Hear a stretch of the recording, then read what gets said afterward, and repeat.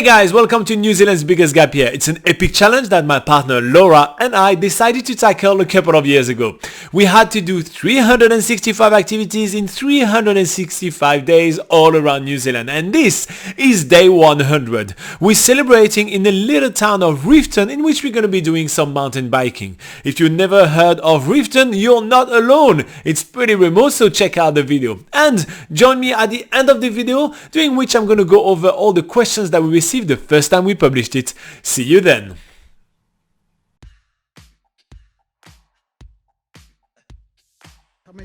Before we hit the mountain bike trails today, we are being shown around the town of Reefton by our host at the Bread Shop Backpackers.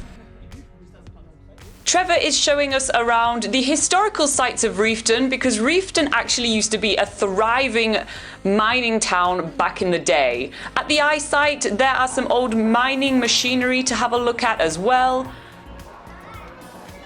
And did you know that Reefton actually used to be the first town in the southern hemisphere which distributed electricity to the public? Trevor also finds the time to introduce us to quite a few locals, and this is basically how we write backpackerguide.nz. When we do not know anything about a town like Reefton, we just ask around.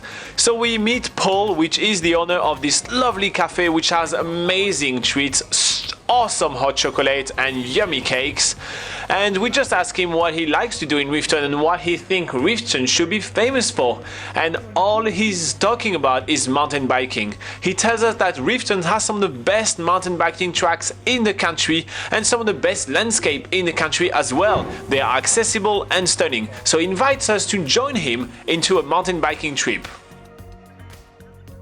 So we head to the Reefton Sports Centre, where we are able to hire mountain bikes as well as helmets, which are mandatory in New Zealand, and we are on our way. We are meeting back with Paul in town, and the first section of the ride is just a short road section which leads us to the track.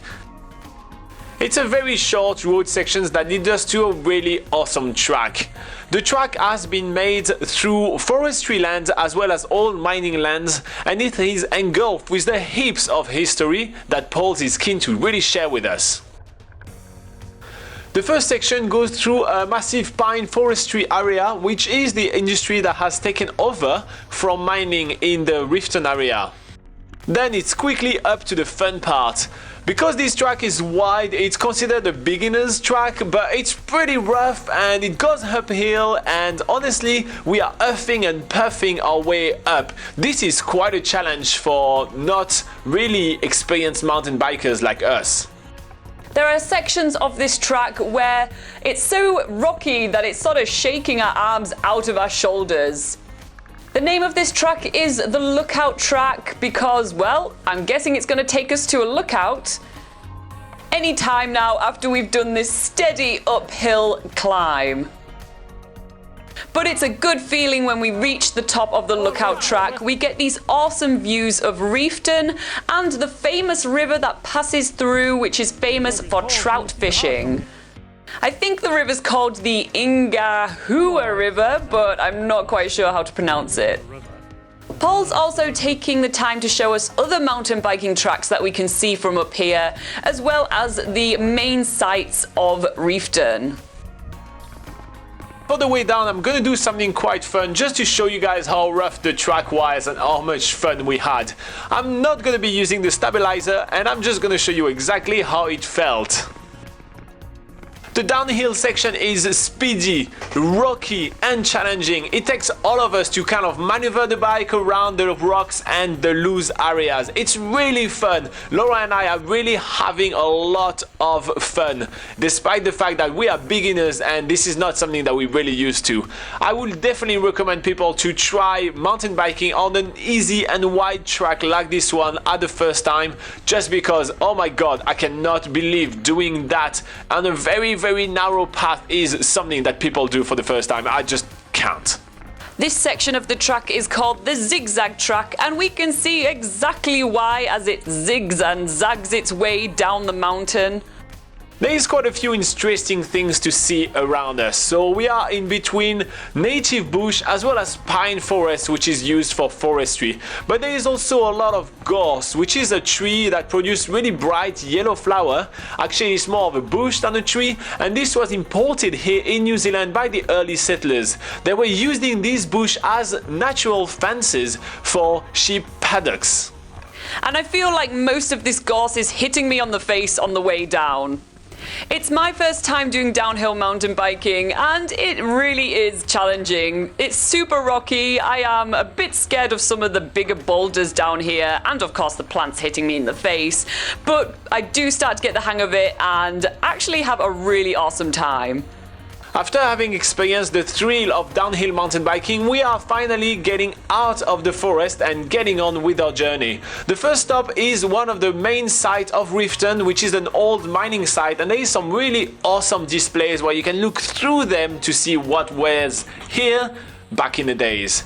Then we are off to the massive swing bridge of Reefton, which, well, is not that massive, but man, it's really narrow, so it makes it for quite a challenging crossing on the mountain bike. And soon enough, we are back in town with the sun coming down.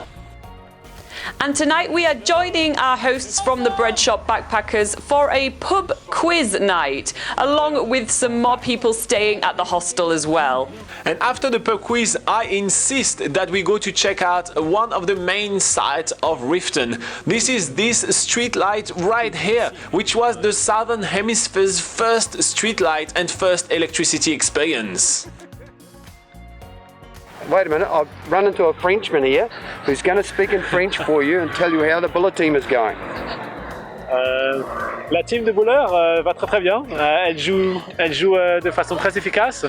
Et c'était un très beau travail d'équipe. Très beau travail d'équipe. Ouais,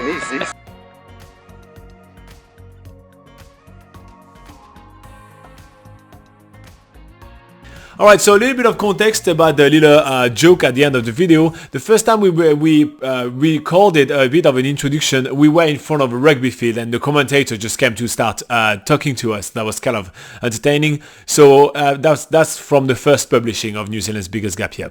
Anyway, let's go over some of the questions that you guys had the first time we published the video, and let's start with a joke. We had James that says, why couldn't the bike stand up? Because it was too tired. Two tires?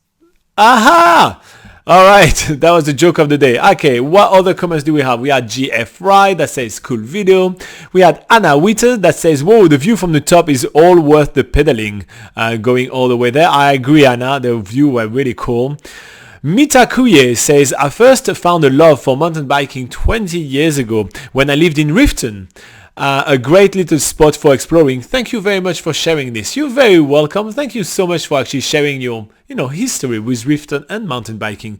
The unofficial bucket list family still going strong, commenting on all our videos, says, whoa, that looked fun. I love that. Foot on the way says, so cool. Love the shot from the GoPro. The Cœur Elephant says, nice guys. And What in the World talks about gorse. So the bloody gorse is the plant that you can see with the yellow flowers.